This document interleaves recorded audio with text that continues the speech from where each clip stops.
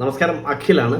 തമ്മിൽ കണ്ടപ്പോഴത്തേക്ക് തന്നെ മനസ്സിലായിട്ടുണ്ടാവും എന്തിനെക്കുറിച്ചാണ് പറയാൻ പോകുന്നത്. അതുകൊണ്ട് ദയവ് ചെയ്ത് കുട്ടികൾ ആരെങ്കിലും വീഡിയോ കാണുന്നുണ്ടെങ്കിൽ അല്ലെന്നുണ്ടെങ്കിൽ ആരെങ്കിലും കുട്ടികളോട് ചേർന്നിരുന്ന് കാണുന്നുണ്ടെങ്കിൽ ദയവായി വീഡിയോ സ്കിപ്പ് ചെയ്ത് പോവുക. കാരണം പറയാൻ പോകുന്ന കാര്യങ്ങൾ അതുപോലുള്ള കാര്യമാണ്. നമ്മളെല്ലാം ഏറെ വിഷമപ്പെടുത്തി, അല്ലെങ്കിൽ നമ്മളെല്ലാം ഏറെ വിഷമത്തോടു കൂടി കേട്ടുകൊണ്ടിരിക്കുന്ന ഒരു വാർത്തയാണ് കല്യാണി എന്ന ആ 4 വയസ്സുകാരുടെ മരണത്തെക്കുറിച്ചുള്ള ഓരോരോ വാർത്തകൾ. അതിനകത്ത് ഇപ്പോൾ ഞെട്ടിക്കുന്ന കുറച്ച് വാർത്തകളാണ് കഴിഞ്ഞ 2 ദിവസങ്ങളായി നമ്മൾ കേട്ടുകൊണ്ടിരിക്കുന്നത്. പ്രതിയെക്കുറിച്ച് കൂടുതൽ വിവരങ്ങളെല്ലാം നമുക്കിപ്പോൾ മനസ്സിലാക്കി കഴിഞ്ഞു. പ്രതിയുടെ ഭാഗത്തു നിന്നുണ്ടായ എന്തൊക്കെ തരത്തിലുള്ള പ്രവർത്തികളാണെന്ന് നമുക്ക് മനസ്സിലാക്കി കഴിഞ്ഞിരിക്കുന്നു. ഇപ്പോൾ പ്രതിയുടെ മൊബൈൽ പരിശോധിച്ചപ്പോൾ പോലീസിന് കിട്ടിയ കുറച്ച് ഞെട്ടിക്കുന്ന വിവരങ്ങൾ മാത്രമാണ് നമുക്കിപ്പോൾ ഈ വീഡിയോയിലൂടെ ഞാൻ ഷെയർ ചെയ്യാൻ ഉദ്ദേശിക്കുന്നത്. അതിനു മുമ്പായി കുറച്ച് കാര്യങ്ങൾ എനിക്ക് നിങ്ങളോട് പറയാനുണ്ട്. ഈ പറയുന്നത് കഴിഞ്ഞ 1-2 വീഡിയോകൾക്ക് വന്ന കമൻറ്റുകൾക്ക് കുറച്ച് മറുപടി കൊടുക്കണം. അതുകൊണ്ട് മാത്രമാണ് ഞാൻ അത് പറയുന്നത്. കുറച്ച് സമയം മാത്രമേ എടുക്കത്തുള്ളൂ, പിന്നീട് നമ്മൾ കറക്റ്റ് കാര്യത്തിലേക്ക് വരുന്നതായിരിക്കും. എന്ന് വെച്ച് കഴിഞ്ഞാൽ അതിനകത്ത് വന്ന കുറച്ച് ചോദ്യങ്ങളാണ്, ഈ പ്രശ്നവുമായി ബന്ധപ്പെട്ട കുറച്ച് ചോദ്യങ്ങളാണ്. അതുകൊണ്ട് മാത്രമാണ് ഞാനത് ഹൈലൈറ്റ് ചെയ്യുന്നത്. അതിനകത്ത് വന്ന മെയിനായിട്ട് ഒരുപാട് ആൾക്കാർ ചോദിച്ച കാര്യമാണ്, ഫസ്റ്റ് കമൻറ്റാണ്, എന്തിന് അവൾ കുഞ്ഞിനെ മാത്രം കൊന്നു, അവൾക്ക് മരിച്ചുകൂടായിരുന്നു? ഒന്നാമത്തെ ചോദ്യം. രണ്ടാമത്തത്, അവൾ എന്തുകൊണ്ട് ഈ ഒരു കാര്യം, ഇങ്ങനെ ഒരു പ്രശ്നമൊക്കെ ഇവളുടെ ലൈഫിൽ ഉണ്ടായിരുന്നുണ്ടെങ്കിൽ, ഈ കുഞ്ഞുമായിട്ടുള്ള കാര്യങ്ങളൊക്കെ ഇവൾ അറിഞ്ഞിട്ടുണ്ടെങ്കിൽ എന്തുകൊണ്ട് മൂന്നാമതൊരാളെടുത്ത് ഇവൾ ഷെയർ ചെയ്തില്ല? ഏറ്റവും കൂടുതൽ ആൾക്കാർ ചോദിച്ച ചോദ്യമാണ്. അതുപോലെ തന്നെ ഒരു പൈസയുമായി ബന്ധം 1 ലക്ഷം രൂപ എങ്ങാണ്ട് ഈ അടുത്ത സമയത്ത് സന്ധ്യ വീട്ടിൽ നിന്ന് വാങ്ങിയിട്ടുണ്ടായിരുന്നു എന്ന് പറഞ്ഞു. ഈ ഒരു 3 കാര്യങ്ങളാണ് അവ്യക്തതയില്ലാതെ ഒരുപാട് ആൾക്കാരിൽ സന്ധ്യ എന്ന വ്യക്തിയെക്കുറിച്ച് ഈ ഓരോരോ ദുരൂഹതകൾ പടർത്തുന്ന, അല്ലെങ്കിൽ ഓരോരോ തെറ്റായ വാർത്തകൾ മനസ്സിൽ ചിന്തിപ്പിക്കാനായിട്ടുള്ള കാര്യം. അതിനകത്ത് ഓരോ കാര്യങ്ങൾ ഞാൻ നിങ്ങൾക്ക് ക്ലിയർ ആയിട്ട് പറഞ്ഞുതരാം. ഫസ്റ്റ് കാര്യം, എന്തിന് കുഞ്ഞിനെ മാത്രം കൊന്നു? നമ്മൾ ഇനി എത്ര വലിയ മനക്കെട്ടിയുള്ള വ്യക്തികളാണെന്നുണ്ടെങ്കിൽ എല്ലാ കാര്യങ്ങളെയും നമുക്ക് തരണം ചെയ്യാനുള്ള പ്രാപ്തിയുള്ള വ്യക്തിയാണെന്നുണ്ടെങ്കിൽ ചില സമയങ്ങളിൽ നമ്മൾ മാനസികമായി തകർന്നു പോകും.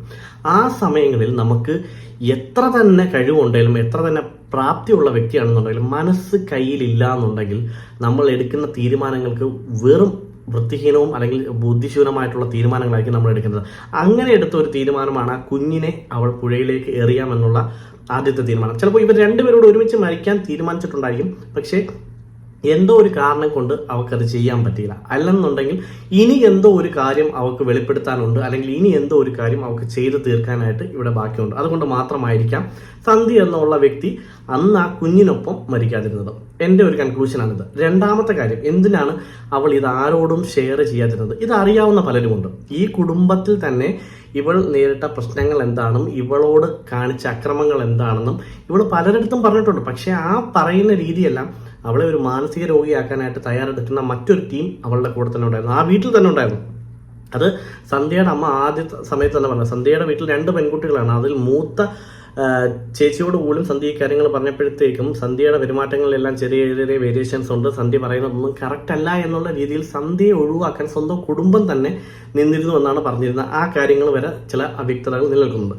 പിന്നീട് സന്ധ്യയുടെ ഹസ്ബൻഡിന്റെ ക്യാരക്ടർ, സന്ധ്യയുടെ ഹസ്ബൻഡ് പലപ്പോഴും മദ്യപിച്ച് വന്നിട്ട് പെരുമാറുന്ന രീതികളും അവളെ കൂടുതൽ കാര്യങ്ങൾ അയാളിലേക്ക് പറഞ്ഞെത്തിക്കാനായിട്ട് കഴിഞ്ഞില്ല. കാരണം എന്ന് വെച്ച് കഴിഞ്ഞാൽ നമ്മളൊരു അന്യ വീട്ടിലാണ് നിൽക്കുന്നത്. ആ വീട്ടിൽ നിൽക്കുമ്പോൾ അവൾക്ക് ഏറ്റവും കെയർ ആയിട്ട് തോന്നുന്നത്, അല്ലെങ്കിൽ അവൾക്ക് ഏറ്റവും കൂടുതൽ സേഫ് ആയിട്ട് കാര്യങ്ങൾ പറയാൻ കഴിയുന്നത് അവളുടെ ഭർത്താവിനുണ്ട്. പക്ഷെ ആ ഭർത്താവിൽ നിന്ന് അത് കിട്ടാതെ വരുമ്പോഴാണ് അവൾ പൂർണ്ണമായും അവിടെ ഒറ്റപ്പെട്ടു പോകുന്നത്. മൂന്നാമത്തെ കാര്യം, പൈസയുടെ കാര്യം. മൂന്നാമത്തെ കാര്യം, ഈ പൈസ വാങ്ങിയിട്ടുണ്ടെന്നും ഈ പൈസ മറ്റാർക്കൊക്കെ കൊടുത്തിട്ടുണ്ട്, അത് കാമുകനാണ് കൊടുത്തിരിക്കുന്നത്, മറ്റുള്ളവർക്ക്, അതെല്ലാം തെറ്റായ ഒരു പ്രചാരണങ്ങൾ മാത്രമാണ്. അങ്ങനെ ഒരു സംഭവം ഉണ്ടോ എന്ന് പോലും ഇപ്പോഴും സന്ധ്യയുടെ അടുത്ത ബന്ധുക്കൾക്ക് ആർക്കും അറിയത്തില്ല. ഇത് സന്ധ്യയുടെ ബദർ വീട്ടിൽ നിന്ന്, അല്ലെങ്കിൽ ഭർത്താവിൻ്റെ വീട്ടിൽ നിന്നും പറഞ്ഞിരിക്കുന്ന അറിവ് മാത്രമാണ്. കാരണം പൊതുവെ ഇങ്ങനെ ഒരു സംഭവം വന്നപ്പോൾ അവളെക്കുറിച്ച് തെറ്റായിട്ടുള്ള ധാരണകൾ ഉണ്ടാക്കുക എന്നത് അവരുടെ ഒരു മാസ്റ്റർ പ്ലാനായിട്ട് മാറിയിരിക്കുന്നു. ഈ ഒരു കുറ്റത്തും, അല്ലെങ്കിൽ ഈ ഒരു കാര്യം, ഈ ഫസ്റ്റ് നമ്മുടെ കല്യാണി എന്ന കുഞ്ഞിനെ നഷ്ടപ്പെട്ട ദിവസം മുതൽ അവർ കൂടുതലും ഫോക്കസ് ചെയ്യുന്നത് എന്തിനെ, ആ മൂത്ത കുഞ്ഞിനെ വരെ കൊണ്ടുവരെ അവർ പറയിപ്പിക്കാൻ ശ്രമിച്ചത് അമ്മയുടെ മേലിൽ കംപ്ലീറ്റ് കുറ്റങ്ങൾ ചുമത്തുക എന്നുള്ള രീതിയിലായിരുന്നു ഈ കാര്യങ്ങളെല്ലാം കൊണ്ടുവന്നത്. ഇതിനകത്ത് തന്നെ നമുക്ക് മനസ്സിലാക്കാം, ഈ 1-2 പോയിന്റ്സ് വെച്ച് നോക്കുമ്പോഴത്തേക്ക് പറയാം, ഇതിനകത്തെന്ന് വെച്ച് കഴിഞ്ഞാൽ ഒരു വ്യക്തമായ ഒരു പ്ലാനിങ് ഉണ്ടായിരുന്നു. ഈ കുട്ടിക്ക് എന്തെങ്കിലും സംഭവിച്ചു കഴിഞ്ഞു കഴിഞ്ഞാൽ അതിന്റെ പൂർണ്ണ ഉത്തരവാദിയും സന്ധ്യ തന്നെയാണെന്നുള്ള രീതിയിൽ പറഞ്ഞു പരത്തുക, അല്ലെങ്കിൽ പറഞ്ഞു വരുത്തുക എന്നുള്ള ഒരു തീരുമാനം ഇതിനകത്ത് മുൻപേ അവർ കണക്കൂട്ടി വെച്ചിരുന്നു, അല്ലെങ്കിൽ ആ സമയത്ത് അവർ നല്ല രീതിയിൽ അത് എക്സിക്യൂട്ട് ചെയ്തിട്ടുണ്ട്. കാരണം ഈ മരണം നടന്ന ദിവസങ്ങളിൽ ആരൊക്കെ ഏതൊക്കെ മീഡിയ അവരെ വന്നിട്ടുണ്ടോ, നമ്മളെല്ലാവരും ആദ്യത്തെ ദിവസങ്ങളിൽ നമ്മൾ എന്താ ചിന്തിച്ചത്, കാരണം നമ്മുടെ എല്ലാം മനസ്സിൽ ഒരുപാട് അനുഭവങ്ങൾ, എന്ന് വെച്ചാൽ അമ്മമാർ ഇങ്ങനെ കൊന്ന ഒരുപാട് കുട്ടികളുടെ കഥകൾ നമ്മുടെ മനസ്സിലുണ്ടായിരുന്നു. നമ്മൾ ഫസ്റ്റ് ഓഫ് ഓൾ ഈ ഒരു കഥ കേട്ടപ്പോഴത്തേക്ക് അമ്മ തന്നെ അതിനകത്ത് കുറ്റക്കാരി അമ്മയെക്കുറിച്ച് നമ്മൾ വേണ്ടാത്ത രീതിയിൽ, അല്ലെങ്കിൽ ആ സന്ധ്യയെക്കുറിച്ച് വേണ്ടാത്ത രീതിയിൽ നമ്മളെല്ലാം ചിന്തിച്ചു കൂട്ടിയിരുന്നു. Okay, come to the point. നമ്മുടെ തമ്മിലിൽ പറഞ്ഞതുപോലെ ഇപ്പോൾ പുത്തൻകുരിശ് പോലീസിൽ നിന്ന് നമുക്ക് അറിയാൻ കഴിഞ്ഞിരിക്കുന്ന വിവരം എന്ന് വെച്ച് കഴിഞ്ഞാൽ പ്രതിയായിട്ടുള്ള വ്യക്തിയുടെ മൊബൈൽ ഫോൺ പരിശോധിച്ചപ്പോൾ കിട്ടിയ കാര്യങ്ങൾ എന്ന് വെച്ച് കഴിഞ്ഞാൽ പുറത്ത് പറയാൻ കൊള്ളില്ല. കാരണം കക്ഷിയുടെ മൊബൈലിൽ നിന്ന് കിട്ടിയിരിക്കുന്ന വീഡിയോസ് കാര്യങ്ങൾ എല്ലാം പേഴ്സണൽ അടക്കമുള്ള പല കാര്യങ്ങളും അതിനകത്ത് സൂക്ഷിച്ചിട്ടുണ്ട്. അത് സൂക്ഷിച്ചിട്ടുണ്ടെന്ന് മാത്രമല്ല പല വീഡിയോസും ഫോട്ടോസും മറ്റ് പല ഗ്രൂപ്പുകളിലേക്കും കാര്യങ്ങളെല്ലാം ഷെയർ ചെയ്തിട്ടുമുണ്ട് കക്ഷിയുടെ. ഇതിനകത്ത് ഇപ്പോൾ സംശയാസ്പദമായിട്ട് തോന്നുന്നത് എന്തുകൊണ്ട് സന്ധി ഇത് മറ്റുള്ളവരിലൂടെ പുറത്ത് പറഞ്ഞില്ല എന്ന് തോന്നാനായിട്ടുള്ള ഒരു കാരണം എന്തെന്ന് വെച്ച് കഴിഞ്ഞാൽ എന്തോ ഹിഡൻ ആയിട്ടുള്ള ഒരു വീഡിയോ അല്ലെങ്കിൽ മറ്റു കാര്യങ്ങൾ ഈ വ്യക്തി സന്ധ്യയെ ബ്ലാക്ക്മെയിൽ ചെയ്യാനായിട്ട് ഉപയോഗിച്ചിരുന്നു. ആ ഒരു വീഡിയോയുടെ പേരിൽ മാത്രമായിരിക്കാം സന്ധ്യ സുഭാഷിനോട് പോലും ഈ ഒരു വിവരം തുറന്നു പറയാൻ ചിലപ്പോൾ മടിച്ചത്. കാരണം ഒരു സ്ത്രീയെ സംബന്ധിച്ച് അവളുടെ മാനം തന്നെയാണ് ഏറ്റവും വലുത്. ആ ഒരു മാനം നഷ്ടപ്പെട്ട് കഴിഞ്ഞാൽ പിന്നീട് ഒന്നുമില്ല. അതിൽ മാനം ജീവമില്ലാതെ ജീവിക്കുന്ന ഒരുപാട് പേരുണ്ട്. പക്ഷെ ചില സ്ത്രീകളെ സംബന്ധിച്ച്, ചില സ്ത്രീകളല്ല 90% സ്ത്രീകളെ സംബന്ധിച്ച് അവരുടെ ജീവിതത്തിൽ അവർ ഏറ്റവും വലിയ വില കൽപ്പിക്കുന്നത് അവരുടെ മാനത്തെ തന്നെയാണ്.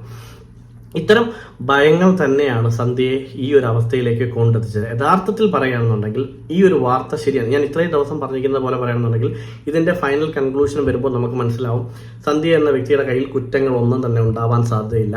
സത്യമായിട്ടുള്ള കാര്യമാണ്. കാരണം ഈ പെൺകുട്ടിയെ ഇങ്ങനൊരു അവസ്ഥയിലേക്ക് എത്തിപ്പെടുത്തിയതാണ്.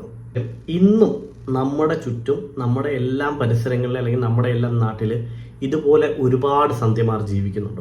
സ്വന്തമായ ഒരു അഭിപ്രായം പറയാൻ പറ്റാതെ, സ്വന്തം കാര്യങ്ങൾക്ക് പോലും ഒരു തീരുമാനം എടുക്കാൻ പറ്റാതെ പലരുടെയും അടിമയായി പലരുടെയും വാക്കുകൾക്ക് മാത്രം വില കൊടുത്ത് ഒരു ഒരു ജീവശവമായിട്ട് ജീവിച്ചു മരിക്കുന്ന ഒരുപാട് സ്ത്രീകൾ നമ്മുടെ സമൂഹത്തിൽ ഇന്നുമുണ്ട്.